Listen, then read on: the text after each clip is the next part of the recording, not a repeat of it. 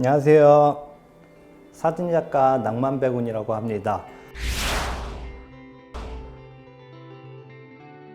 제가 말할 거는 카메라와 렌즈의 선택을 이제 오늘 여러분들께 말씀을 드릴 거예요. 워낙에 이제 카메라 종류가 워낙에 많다 보니까 사람들이 가벼운 걸 사야 되는지 아니면 작은 걸 사야 되는지 아니면은 무겁더라도 조금 퀄리티가 좋은 카메라를 사야 되는지 그런 거를 조금 고민하는 분들이 굉장히 많아요. 저 같은 경우에는 진짜 여러 가지 카메라를 써봤기 때문에 뭐 작은 컴팩트 카메라든 프레임 센서에 뭐 조금 고퀄리티가 나오는 사진이든 또 요새는 사진이 굉장히 잘 나오더라고요. 그래가지고 여러분들께서 이제 이런 선택할 때에는 제일 중요한 거는 이제 가격대가 가장 중요하고요. 이제 가격대가 이제 정해지면은 내가 원했던 그런 브랜드를 선택하면은 카메라 선택할 때도 조금 더 수월해질 수가 있어요. DSLR 같은 경우에는 바로 눈으로 보이는 그대로 표현이 되거든요. 봤을 때 이게 전자식으로 보이는 게 아니라 실제 이렇게 우리가 보이는 화각대로 그대로 보이기 때문에 눈에 피로감이 없어요. 장시간 촬영에도 조금 오래 촬영할 수 있고 그런 장점이 있는데, 미러리스 같은 경우에는 이 뷰파인더 안에서 자그마한 스마트폰 보는 그런 느낌이에요. 계속 여기 가까이 대면서 촬영을 하니까 이 눈의 피로도가 이제 쌓이면서 이제 조금 눈이 막 뻐근해지고 약간 장시간 촬영하는 데는 조금 무리가 있는 것 같더라고요. 그 대신 이제 미러리스가 진짜 좋은 거는 워낙에 이제 전자식으로 이제 하다 보니까 AF 속도가 옛날에는 이제 뭐 DSLR 쓰는 사람들이 보면은 나 핀이 너무 안 맞았다. 나 막 이렇게 열심히 찍었는데 내 인물은 여기 맞아야 되는데 초점은 저 뒤에가 있고, 옛날에 진짜 이런 적이 되게 많았어요. 그런 불편함들이 많이 사라졌다는 게 정말 장점 중에 장점이에요. 사진 찍는 맛을 조금 내고 싶다. 내가 조금 이렇게 사진 찍으면서 내가 진짜 사진을 찍는 거구나. 그런 분들은 조금 DSLR을 조금 더 추천을 해드리고요. 그것보다 좀 더 나아가서 빈티지하고 아날로그틱한 조금 느낌을 조금 더 원한다.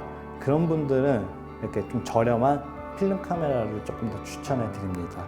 조금 나는 다른 것보다 조금 이미지가 너무 잘 나왔으면 좋겠다. 이런 분들은 이제 미러리스를 좀 추천해 드리고, 이것보다 나는 미러리스인데 조금 더 좀 주머니에다가 놓고 가고 싶고 아니면 핸드백 이런 데에다가 들고 가고 싶은 사람들은 이제 조그마한 이제 손바닥만한 이제 컴팩트 카메라가 있거든요. 그런 거를 저는 추천해 드리고 있습니다. 이제 카메라를 선택을 했으니까 이제 렌즈도 이제 선택을 해야 되겠죠. 솔직히 이제 렌즈가 워낙에 다양하고 많다 보니까 카메라 고를 때보다 렌즈가 고를 때가 훨씬 더 어려워요. 사람들한테 좀 추천할 때는 무조건 좋은 렌즈들보다는 번들 렌즈를 좀 더 처음에 시작을 해가지고 내가 원하는 사진이 무엇인지 그거를 파악하는 게 제일 중요해요. 자신이 맞는 그런 렌즈 화각대를 사용하면서 찾는 게 가장 중요해요. 그래서 저도 뭐 몇 년 동안 이렇게 사진을 찍어 오면서 나는 이런 사진을 찍으니까 이 렌즈가 필요하겠구나 해가지고 이 렌즈를 산 거지, 이 렌즈가 사고 싶어가지고 산 건 아니거든요.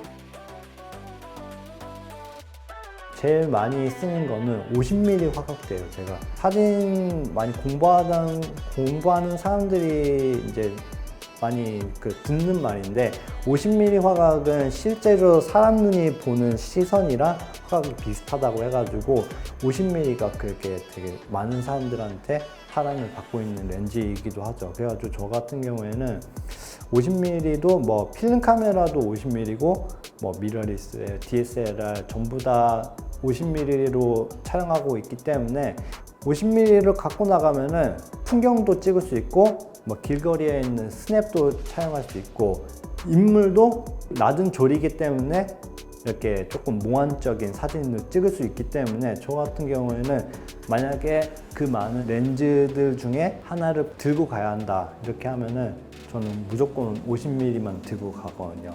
물론 이게 개개인 차가 있긴 하지만 확실히 50mm가 딱 그 중앙의 그 표준 렌즈여가지고 어떤 사람이 들고 다녀도 되게 무리 없을 그런 렌즈이더라고요.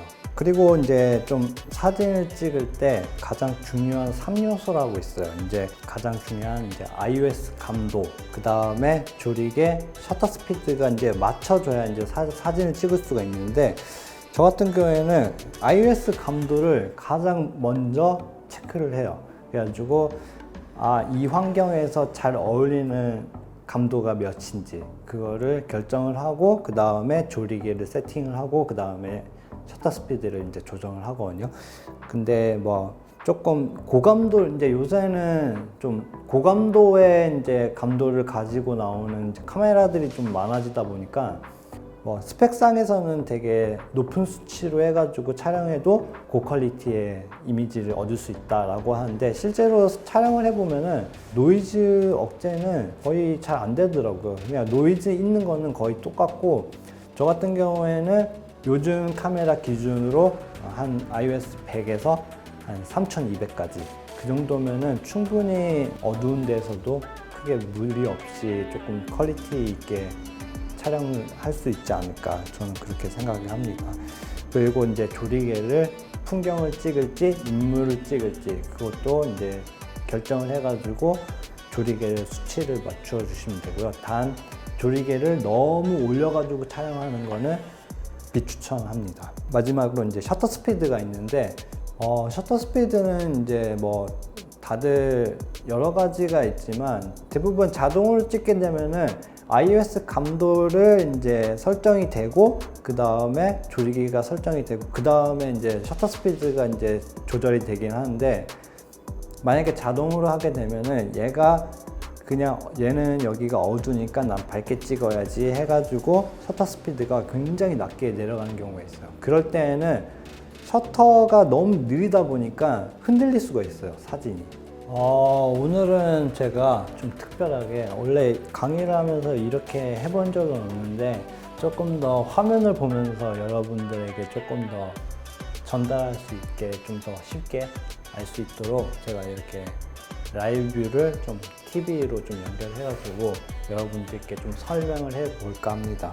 근데 사람들이 그런 경우가 있어요. 조리개를 다 올려도 상관없나요? 이런 질문이 되게 많은데 실제로 이렇게 조리개를 많이 올리게 되면은 해상력이 굉장히 떨어지게 됩니다. 그래가지고 저 같은 경우에는 거의 14 이상으로 잘 안 올라가요. 조리개가 거의 대부분 13, 11 정도면은 거의 대부분 다 선명하게 나오고 전천후로 다 잘 찍히기 때문에 저 같은 경우에는 가장 많이 사용하는 거는 이제 5.6대를 가장 많이 사용하고요.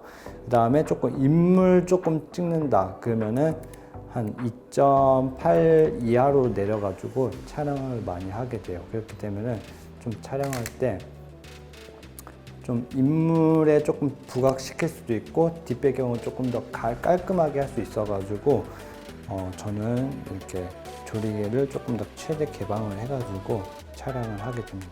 내가 인물을 촬영한다 그러면은 좀 조리개를 낮춰가지고 좀 아웃포커싱을 만든 상태에서 이렇게 만약에 인물 있으면 이렇게 해가지고 촬영하면 되고요.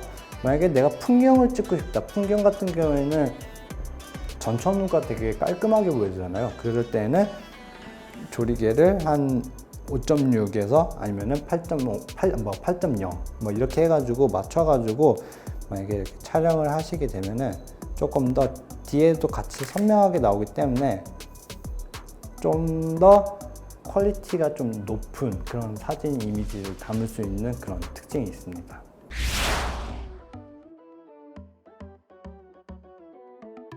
특히나 이제 야경 같은 경우에는 진짜 말 그대로 야간에 찍는 사진이기 때문에 일단 제일 중요한 거는 삼각대가 있어야 돼요. 삼각대. 그 다음에 두 번째는 뭐 이거는 있어도 되고 없어도 되긴 하지만 있으면 굉장히 좋은 거기 때문에 릴리즈, 흔히 말해서 이제 리미콘이라고 하는데, 유선 리미콘을 이제 카메라에다가 부착을 하게 되면은 흔들림이 조금 덜한, 이제 삼각대가 이제 받쳐져 있기 때문에 릴리즈를 통해서 찍게 되면은 다른 그런 터치감이 있어가지고 흔들림은 조금 더 덜하기 때문에, 저 같은 경우에는 항상 야경 찍을 때는 릴리즈를 꼭 챙겨가지고 야경을 촬영을 합니다. 그래가지고 이제 그거랑 이제 날씨, 시정이 좀 안 좋으면 야경도 조금 안 나오거든요. 항상 그런 기상청의 예보를 봐가지고 조금 더 내가 원하는 야경 사진을 얻을 수 있는 그런 조건이 훨씬 더 많아져요.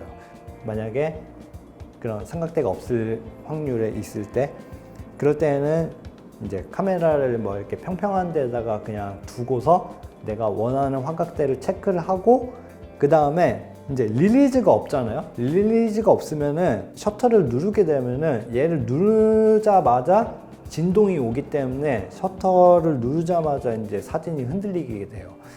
그걸 또 방지하기 위해서 타이머를 설정을 합니다.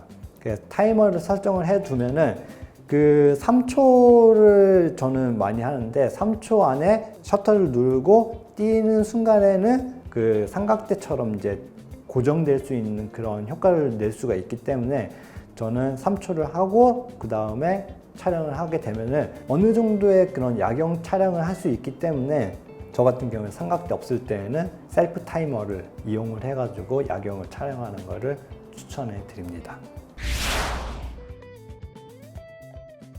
핸드폰으로 이제 조금 어렵게 찍는 거 아니냐라고 할 수 있으면은 이제 조금 어플을 조금 더 이용을 해가지고 촬영할 수가 있는데, 제가 많이 사용하는 거는 이제 VSCO 캠이라는 그런 필름 느낌, 이런 빈티지한 색감을 되게 좋아하는 분들이 많기 때문에 뭐 아이폰이든 안드로이드든 다 사용할 수 있기 때문에 되게 편하게 내가 원하는 색감을 고를 수 있다는 그런 장점이 있어가지고 저 같은 경우도 되게 많이 쓰고 있는 편입니다. 그 이제 핸드폰으로 이제 촬영을 하면은 좀 주의해야 하실 점은 이제 전자식 줌이 있어요. 이제 워낙에 요새는 많게는 이제 2개에서 3개까지 이제 좀 지원하는 카메라들이 많이 있다 보니까 줌을 하게 되면은 뭐 끝까지 하면 되겠구나 라는 생각도 있는데, 실제로 엄청나게 줌을 해버리면은 사진의 퀄리티가 굉장히 확 떨어지게 돼요. 핸드폰으로 봤을 때는 좀 괜찮아 보이는데 실제로 뭐 인화를 하거나 이럴 때는 품질이 굉장히 낮아지기 때문에 그런 점은 좀 피해 주시는 게 좋고요. 뭐 안드로이드나 뭐 아이폰이나 뭐 보면은 전문가용 모드가 있습니다. 전문가 모드를 이용을 하면은 요즘은 좀 어두운 환경에서도 장노출도 촬영할 수 있고, 쉽게 이제 뭐 초점을 내가 굳이 안 맞춰도 핸드폰이 알아서 맞춰줘 주기 때문에 별 사진도 쉽게 촬영이 가능하더라고요. 그래서 제가 촬영을 해보니까 굉장히 손쉽게 촬영할 수도 있어가지고 전문가 모드를 조금 더 추천을 해드립니다.